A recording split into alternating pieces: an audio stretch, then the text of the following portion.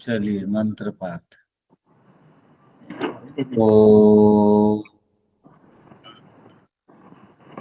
सहनावतु सहनौ भुनक्तु सह वीर्यं करवावहै तेजस्विनावधीतमस्तु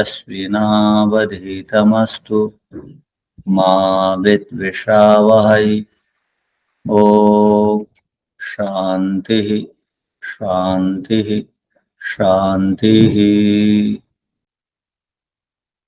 सांख्य दर्शन में प्रथम अध्याय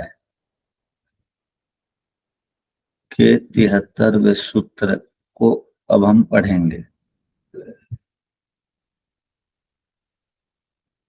भाष्य को पढ़ेंगे। इससे पहले हम लोगों ने इस सूत्र का अर्थ को देख लिया था और समझने के लिए सभी प्रयत्न किए थे।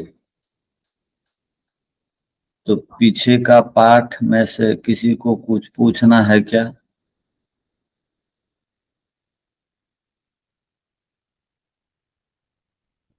नहीं पूछना है तो अब आगे देखिए।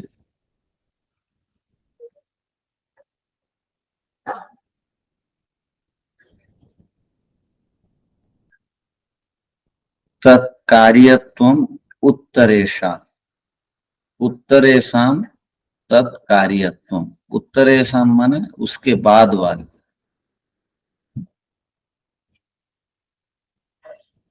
जो बाद के जितने भी हैं कार्य पदार्थ, अहंकार के बाद के, अहंकार उसका जो है कारण माना जाएगा। जैसे यहाँ कहा गया है भाष्य में, अहंकारात पंच तन्मात्राणि उभय इंद्रियम। अहंकार से 5 तन्मात्राएं और दोनों प्रकार की इंद्रियां। इत्येषाम उत्तरेषाम, ये उत्तरेषाम कहलाएंगे, बाद वाले कह। तत्कार्यत्वम, ये कार्य पदार्थ हो जाएंगे। और किसके कार्य पदार्थ कहलाएंगे? तो कहा अहंकार कार्यत्वम, अहंकार के ये कार्य पदार्थ कहलाएंगे। पुनश्च, और भी, तन्मात्र कार्याणाम स्थूल भूतानाम, तन्मात्राओं का जो कार्य पदार्थ है वो स्थूल भूत है।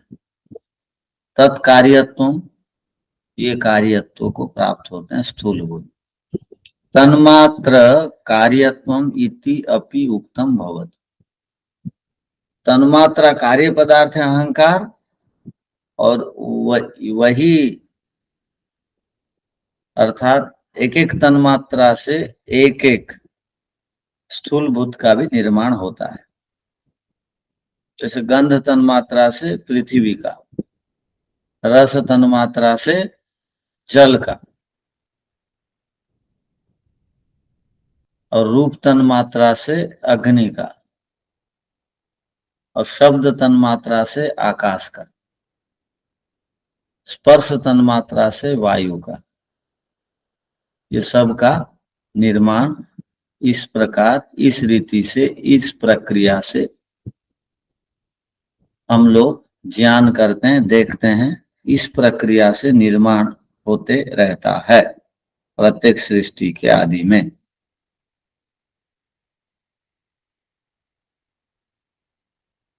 ये कल का विषय पूर्ण हुआ। तदत्र, और यहाँ क्या है?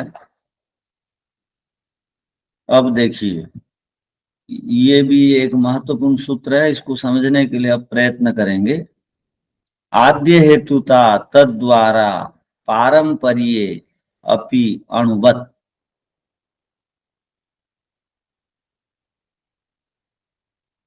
सबसे मूल कारण किसे कहते हैं? सबका मूल कारण क्या है? ये एक प्रश्न उपस्थित होता है। सबका मूल कारण क्या है? अब इस पर कहेंगे। सब के मूल कारण के विषय में अब बताया जाता है।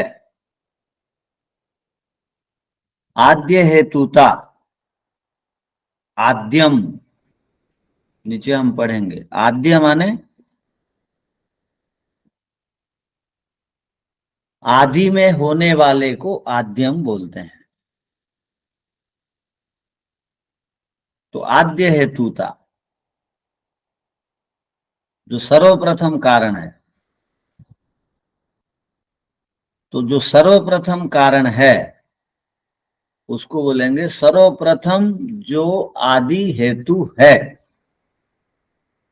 तद्वारा, कार्य कारण के द्वारा, कार्य कारण प्रक्रिया को बोलेंगे तद्वारा, पारंपरिये, परंपरा से, अपि भी, अणुवत, अणु के समान। जैसे स्थूल पदार्थों का मूल कारण अणु है, अणुवत माने जिस प्रकार स्थूल पदार्थों का मूल कारण अणु है, उसी प्रकार ध्यान रखिए, कार्य कारण प्रक्रिया द्वारा परंपरा से आदि हेतु मूल कारण प्रकृति है। एक को समझा करके दूसरे को बताया जा रहा है, एक उदाहरण के द्वारा दूसरे वस्तु का परिचय कराया जा रहा है। क्या उदाहरण दिया गया? जिस प्रकार, जैसे भवन को ले लीजिए, घर को ले लीजिए, घर को तोड़िए, दीवारों को तोड़िए, छत को तोड़िए, दीवारों को तोड़ेंगे तो ईंट निकलेगी, छत को तोड़ेंगे तो सीमेंट के टुकड़े, वो जो स्थूलाकार को प्राप्त हुए, और गिट्टी आदि वो आपको छत में मिलेंगे। उनको तोड़िए, ईंट को तोड़िए, ईंट को तोड़ने से क्या आपको मिलेगी? तो मिट्टी मिलेगी। मिट्टी को और तोड़िए, तोड़ते जाइए, मिट्टी को तोड़ते जाइए, तोड़ते जाइए, तोड़ते जाइए, तो क्या आपको आखिर में मिलेगा? मिट्टी के कण मिलेंगे। उनको तोड़िए, क्या मिलेंगे? मिट्टी के अणु मिलेंगे, और टूटेंगे नहीं। तोड़ते तोड़ते तोड़ते तोड़ते तोड़ते जाइए, जहां टूटने का क्रम समाप्त हो जाता है भौतिक दृष्टि से, उसको अणु बोलते हैं। तो हर एक भौतिक पदार्थ, शरीर को भी तोड़ते जाइए, तोड़ते जाइए, तोड़ते जाइए, आखिर में शरीर एक ऐसा भी समय आएगा और टूटने की स्थिति में नहीं रहेगा, तो उसको अणु बोलेंगे। प्रत्येक स्थूल पदार्थ का अंतिम परिणाम अणु है।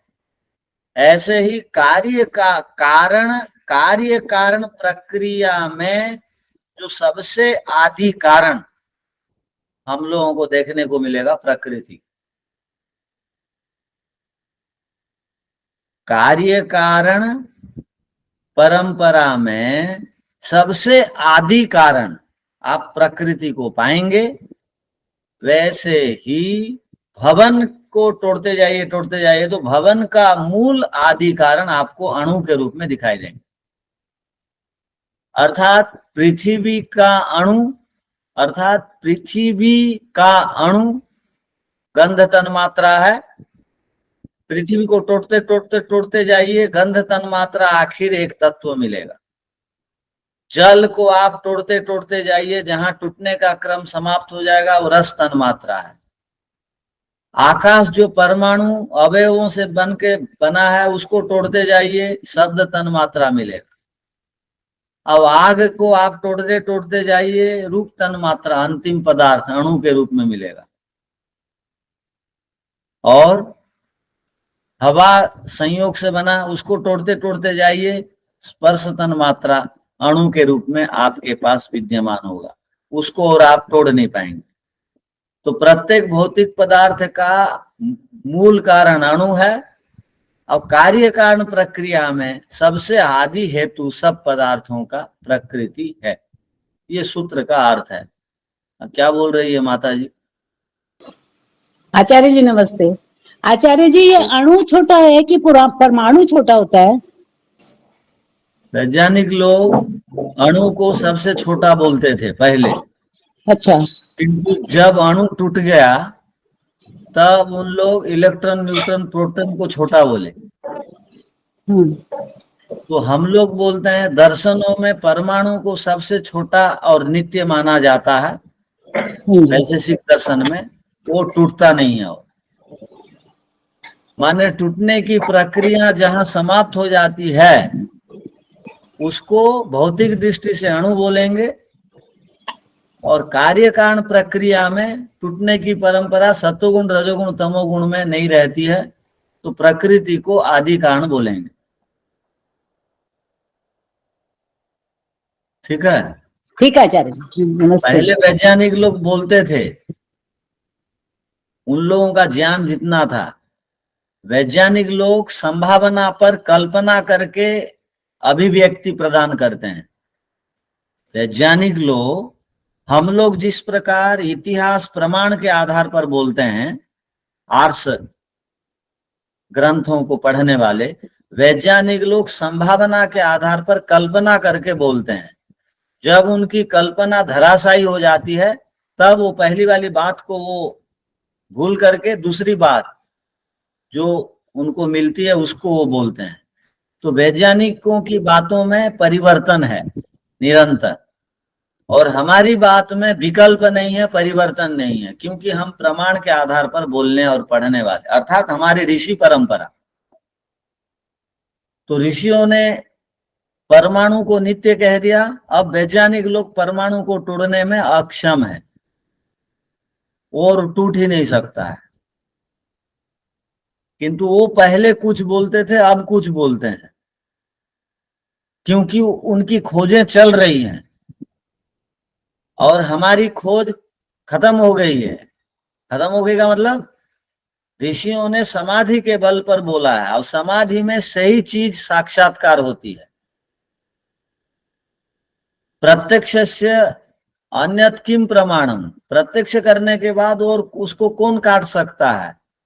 ऋषियों ने समाधि का अर्थ है प्रत्यक्ष करना, प्रत्यक्ष करके बताया, तो उसमें और कोई विकल्प नहीं।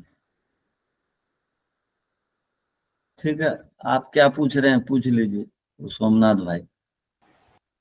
ओम ओम आचार्य नमस्ते। वो नमस्ते। क्या है जो कार्य कारण का जो मूल है प्रकृति, इसको इधर बोलने के लिए हर भौतिक पदार्थ का मूल है अणु, ऐसा उदाहरण दिया गया क्या?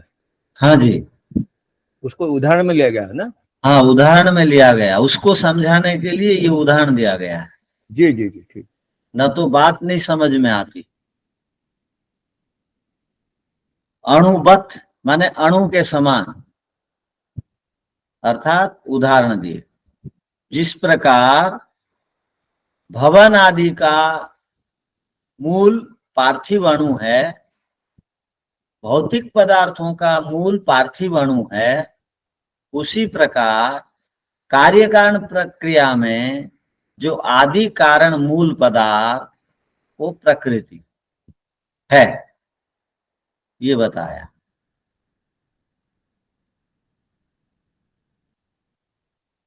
तो सूत्र का अर्थ लिख लीजिए।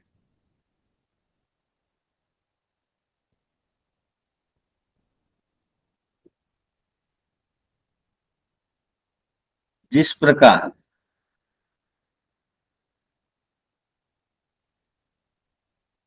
अणु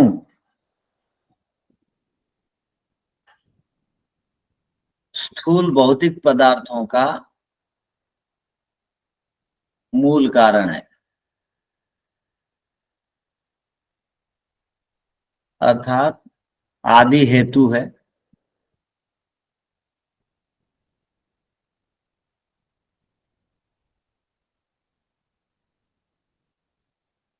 उसी प्रकार कार्य कारण प्रक्रिया द्वारा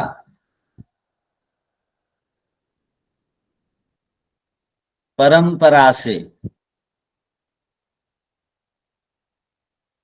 आदि हेतु बराबर मूल कारण प्रकृति है।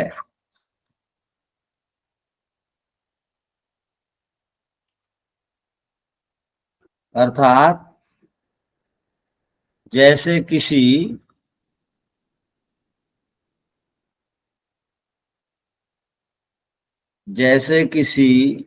भवन, पहाड़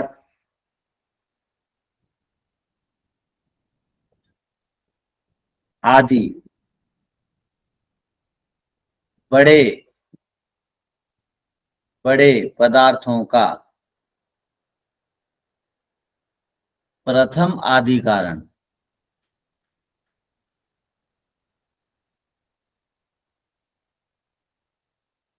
पार्थिव परमाणु होता है।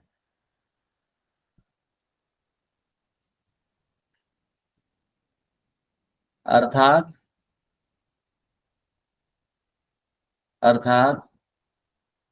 पृथ्वी का पार्थिव परमाणु गंध तन्मात्रा है।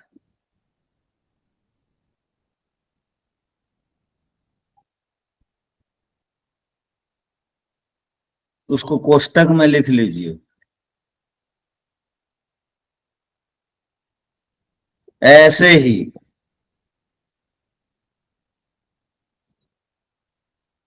पूरे जगत का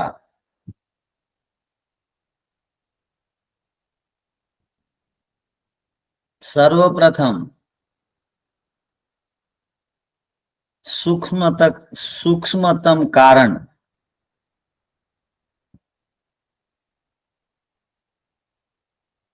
मूल प्रकृति है।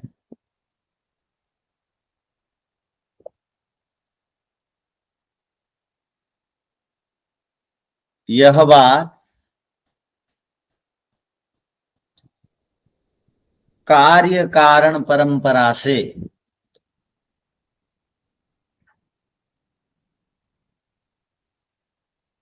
भली भांति जानी जाती है।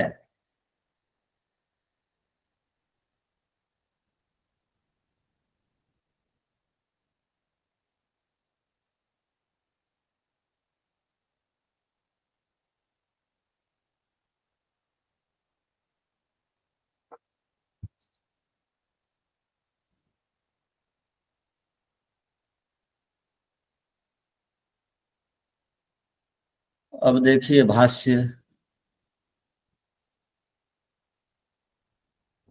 तो बात समझ में आ गई होगी।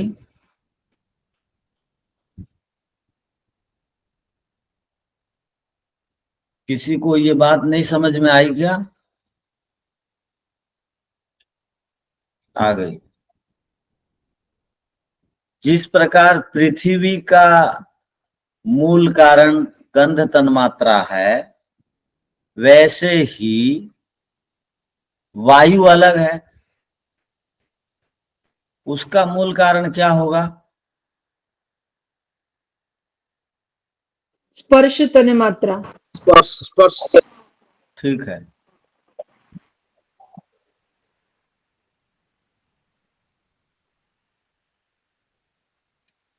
अब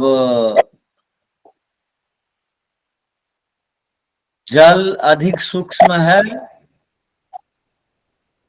या पार्थिव पदार्थ अधिक सूक्ष्म है? जल अधिक सूक्ष्म है। और वायु जल पार्थिव पदार्थों से कौन सूक्ष्म है? नहीं, जल का वायु होगा शायद। वायु ज्यादा वायु है जल सूक्ष्म से। है। और जल से सबसे वायु सूक्ष्म कौन है? सबसे सूक्ष्म कौन है पांचों पदार्थों में? अग्नि, वायु, आकाश। आकाश। आकाश। वायु को आप भर करके ले सकते हैं यहाँ वहां, आकाश को नहीं ले सकते। आकाश बहुत सूक्ष्म है। आप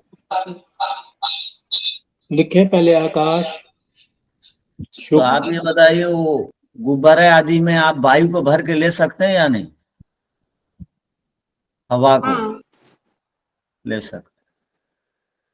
ठीक है। तो अब देखिए भाष्य।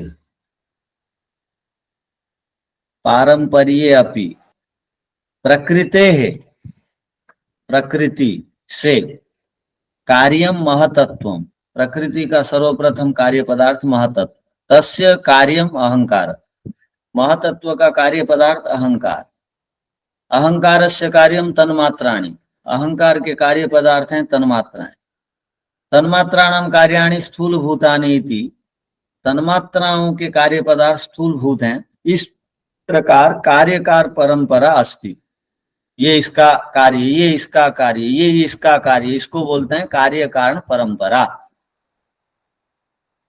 परंपरा माने ये इसका, ये इसका, ये इसका, परम परम, बाद बाद, ये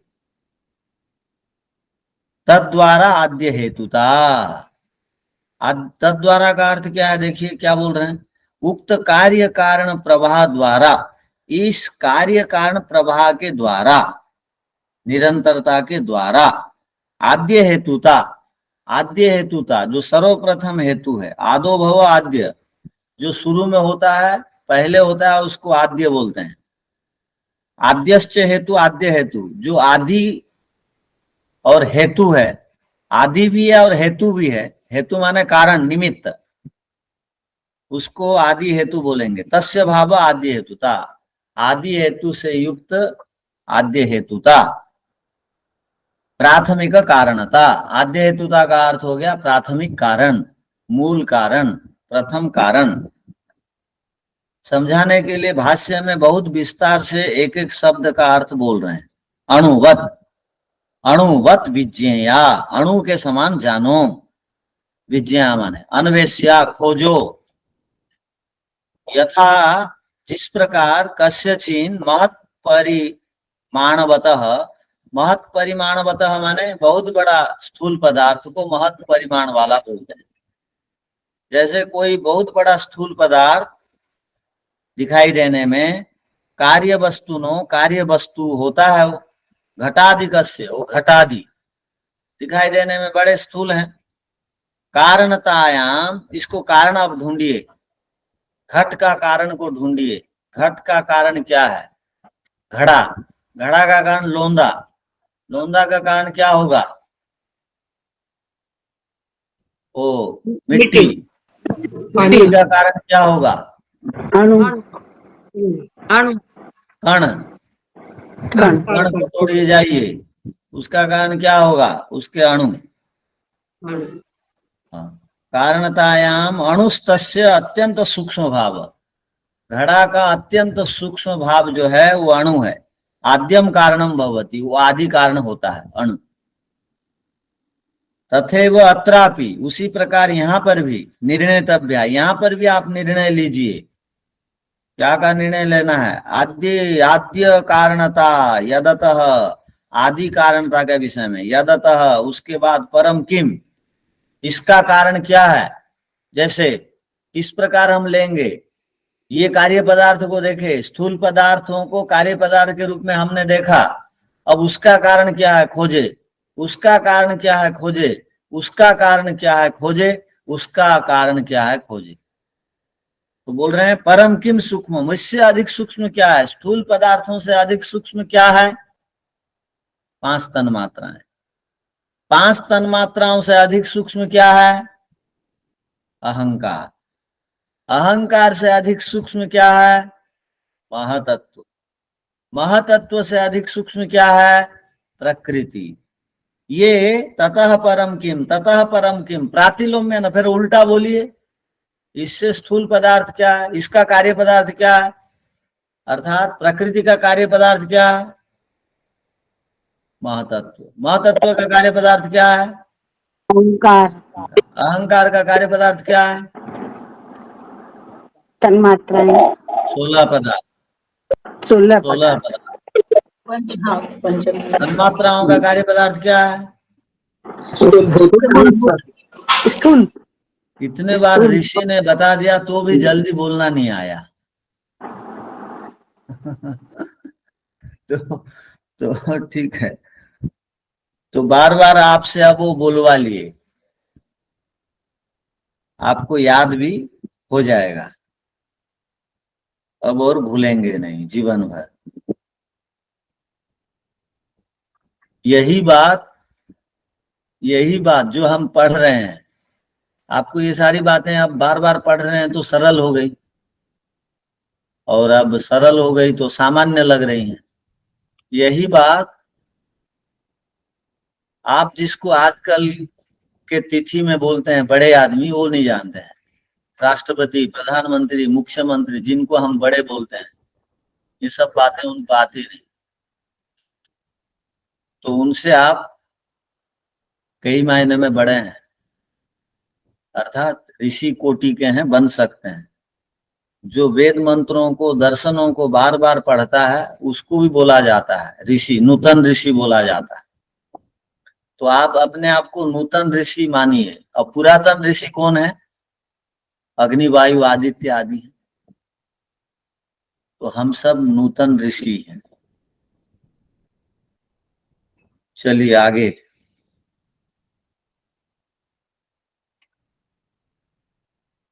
पूर्व भावित्वे,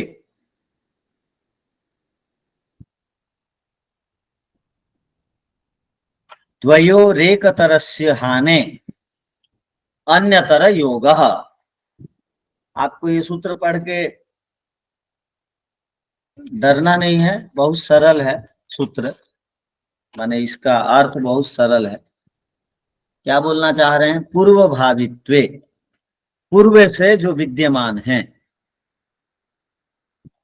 भावित्वे विद्यमान है पूर्व से, द्वयोरेकतरस्य, पहले से ही विद्यमान है, पूर्व से ही जो विद्यमान रहते हैं वो दो ही पदार्थ हैं।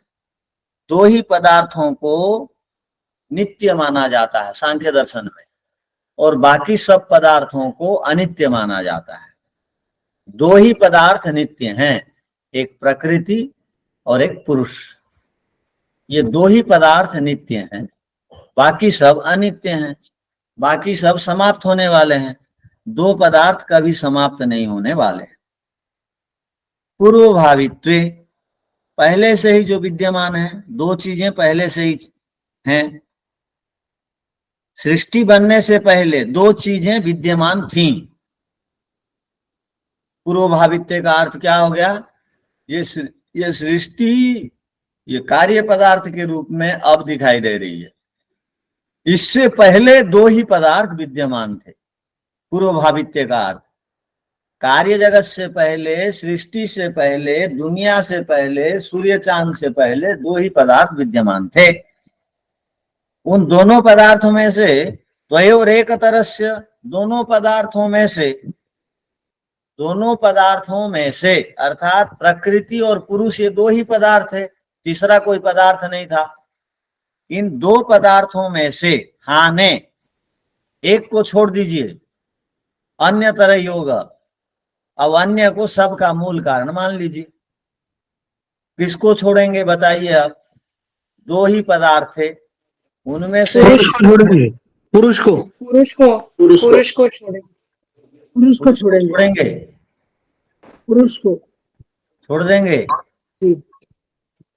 हम तो प्रकृति मूल पुरुष तो कारण ईश्वर होगी, हुए तो प्रकृति मूल कारण होगी। अच्छा, बनाने वाला तो परमात्मा है। नहीं, ऐसे कारण के रूप में देखा जाएगा तो जो नियत कारण बोलते हैं तो वो तो ईश्वर ही है, लेकिन इस प्रसंग में तो प्रकृति से ही बना है जगत पूरा। चलिए दोनों में से एक को छोड़ दीजिए। पुरुष का अर्थ हम लोगों ने पढ़ चुके हैं। क्या पढ़े हैं हम लोग? पुरुष का अर्थ जीवात्मा आत्मा, और परमात्मा दो दोनों। होते हैं, जीवात्मा परमात्मा दोनों होता है। ठीक है, दोनों को छोड़ दीजिए। दोनों कार्य कारण परंपरा में नहीं आएंगे, अब दोनों को छोड़ दिए। तो पुरुष को हमने छोड़ दिया तो एक बच गया, वो है प्रकृति। वही सब पदार्थों का मूल कारण है। सूत्र का अर्थ क्या बना? पूर्व में विद्यमान होने पर दो में से एक का कारणपन हट जाने पर दूसरा कारण बन जाता है। वो जो बन जाता है वो प्रकृति है। सूत्र का अर्थ लिख लीजिए।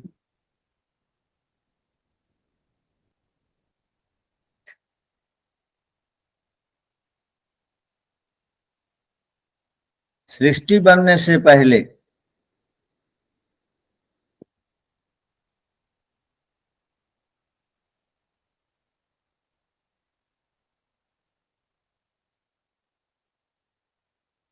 दो ही पदार्थ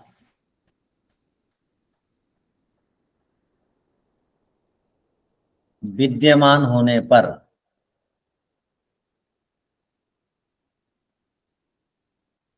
अर्थात इस सांख्य शास्त्र में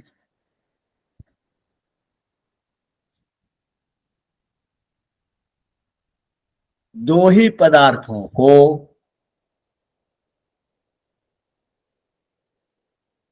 पुस्तक में लिख लीजिए, प्रकृति और पुरुष को नित्य स्वीकार किया जाता है।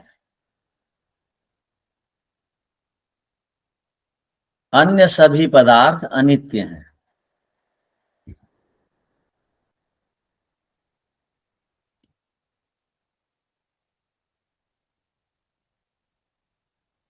इन दोनों में से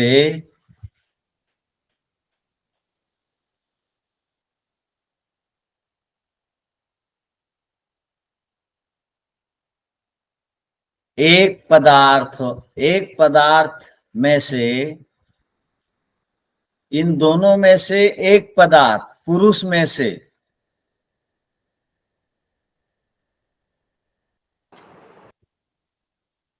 कारणपन को हटा देने पर पुरुष में से कारणपन को हटा देने पर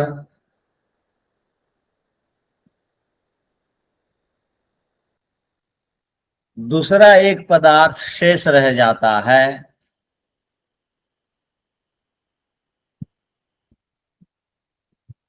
जो कि प्रकृति है।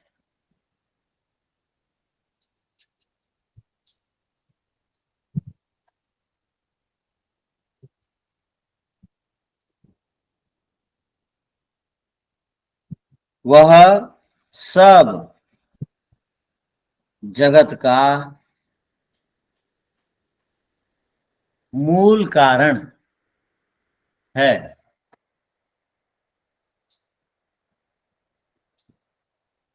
अर्थात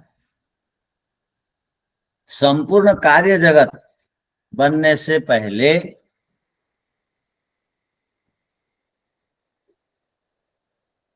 प्रकृति और पुरुष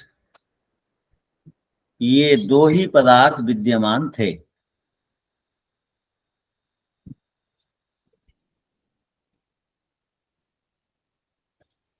उनमें से पुरुष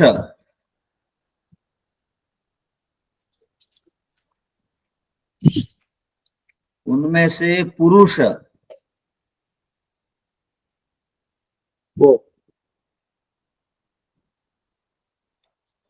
कार्य कारण प्रक्रिया में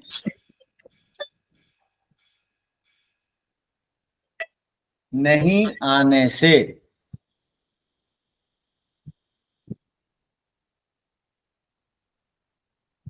अल्प विराम वह किसी का उपादान कारण न बन सकने से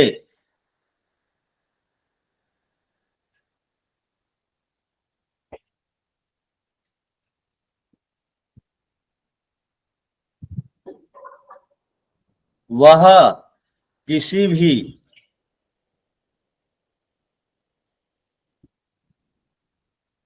जगत के कार्य पदार्थों का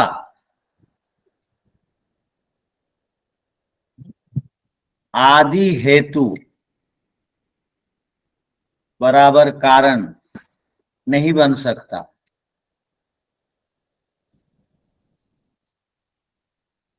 अतः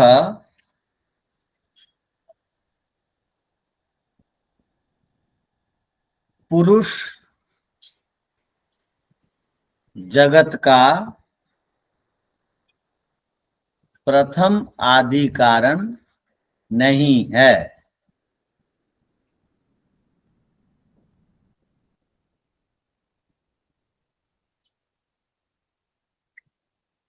अर्थात दो में से एक के हट जाने पर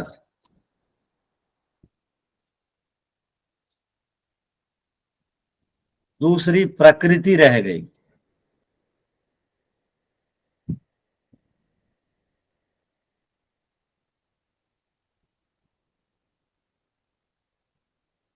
उस प्रकृति को सब जगत का मूल कारण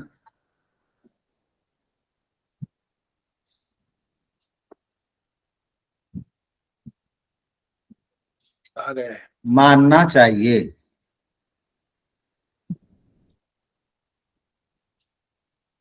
या प्रकृति सब का मूल कारण बनती है।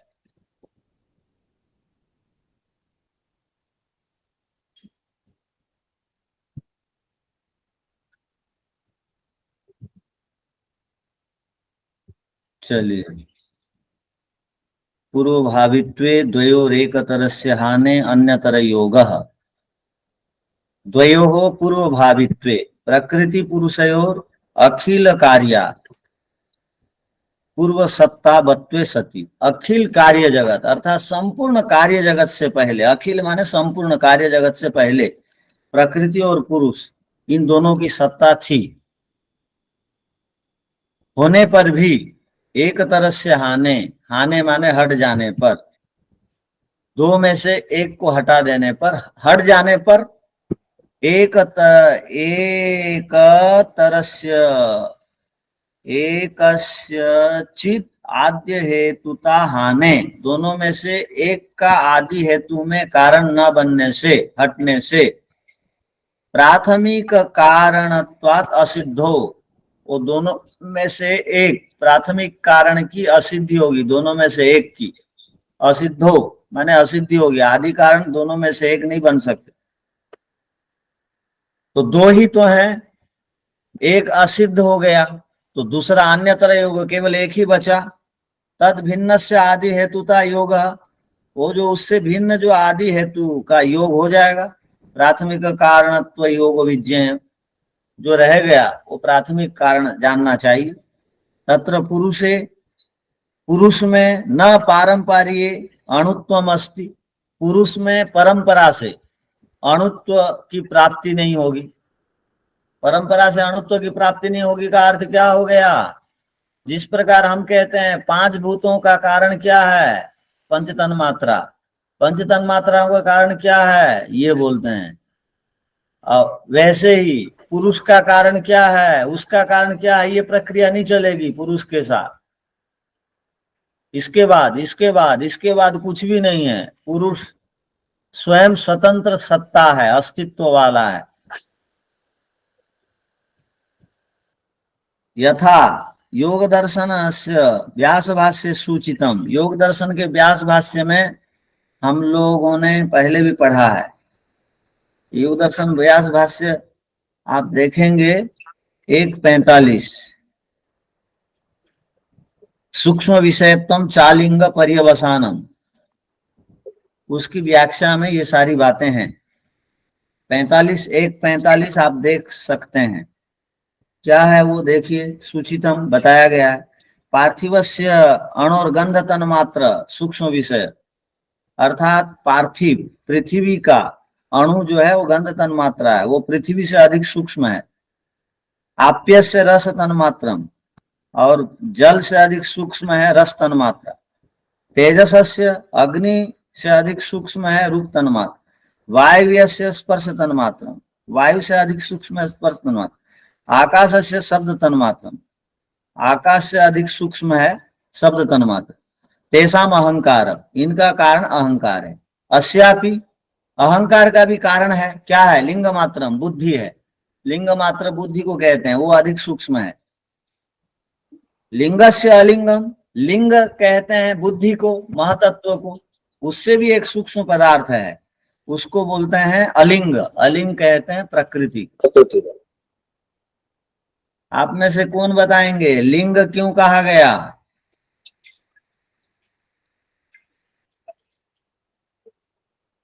लिंग माने क्या? ये मूल प्रकृति का लिंग माने अधिकरण गुण। है, ये मूल प्रकृति का अधिकरण है। लिंग, लिंग यानी गुण तत्व रजतम लिंग। हाँ, लिंग माने चिन्ह है, ठीक है। लिंग लक्षण। माने चिन्ह है। आपने मनुस्मृति में एक श्लोक का खंड बोलते हैं ना, न लिंगम धर्म कारणम, धर्म का कोई बाह्य चिन्ह नहीं है। धर्म धारण करने वाला पदार्थ है, धारण करने को धर्म कहते हैं, कोई बाह्य लक्षणों से नहीं। हाँ, पूरी तरह ऐसा नहीं बोल सकते हैं। तो लिंगम पहली पहचान, प्रकृति तो बिल्कुल अपहचान वाली है। प्रकृति को हम बुद्धि को देख करके पहचानते हैं, प्रकृति को बुद्धि को देख करके पहचानते हैं, ये बात ठीक है।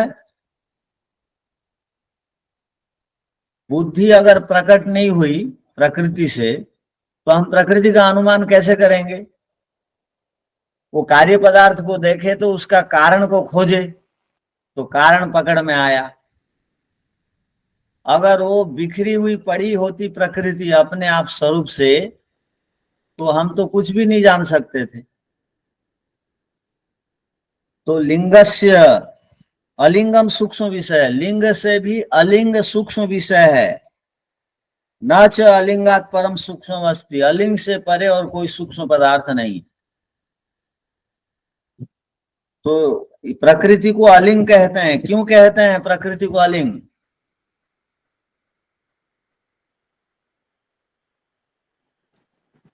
इसका कोई चिन्ह नहीं है। ठीक है, इसको पहचाना नहीं जा सकता। ये भी है। और एक भी अर्थ है, बताए थे आपको, वह प्रकृति किसी में लीन नहीं होती है, बाकी पदार्थ सब में लीन हो जाते हैं। बाकी पदार्थ, सकता है ईश्वर जीव प्रकृति तीनों से ऐसा सकता है। बाकी पदार्थ लीन हो जाते हैं। लीन माने क्या? जैसे 5 स्थूलभूत तो जाते हैं। तन्मात्राओं में वापस लौट के समझ चले जाते हैं। जाते हैं। समझ जाते हैं। तन्मात्राएं अहंकार में घुस जाती हैं। अहंकार बुद्धि में, महतत्व में, महतत्व प्रकृति में, किंतु प्रकृति किसी में नहीं। इसलिए प्रकृति को अलिंग भी कहते हैं, सूक्ष्म। यथा लिंगात परम अलिंग से सूक्ष्म न चेव पुरुषस्य, किंतु लिंग से अन्वय कारण पुरुषो न भवति। एक होता है अन्वय कारण, अन्वय कारण बोलते हैं समवायी कारण को, जो वस्तु के अंदर जुड़कर रहते हुए कारण बनता है उसको अन्वय कारण बोलते हैं। क्या समझ में आई बात? जो वस्तु के अंदर जुड़कर रहते हुए कारण बनता है उसको अन्वयी कारण बोलते हैं। वस्तु के अंदर जुड़ जाता है और कारण बनता है। जैसे प्रकृति वस्तु के अंदर जुड़ करके उपादान कारण बनी हुई है।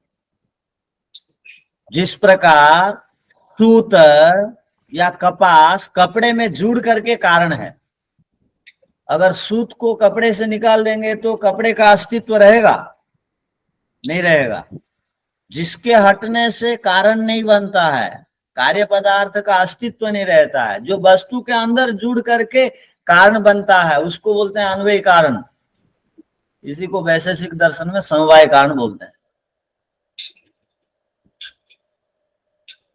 आचार्य जी समवाय कारण को और थोड़ा बता दीजिए। समवाय कारण, समवाय कारण यही है। अन्वय कारण जिसको बोल रहे हैं, जो वस्तु के अंदर रहते हुए कारण बनता है। जैसे आटा रोटी के अंदर विद्यमान है और कारण बन करके है। आटा को रोटी से हटाइए, रोटी का अस्तित्व रहेगा? नहीं नहीं, हाँ नहीं ठीक है, समझ गए। ठीक है। वैसे ही पुरुष किसी में रह करके किसी का कारण बनता है क्या? प्रकृति के समान? नहीं नहीं, नहीं बनता। इसलिए उसको नहीं माना गया है।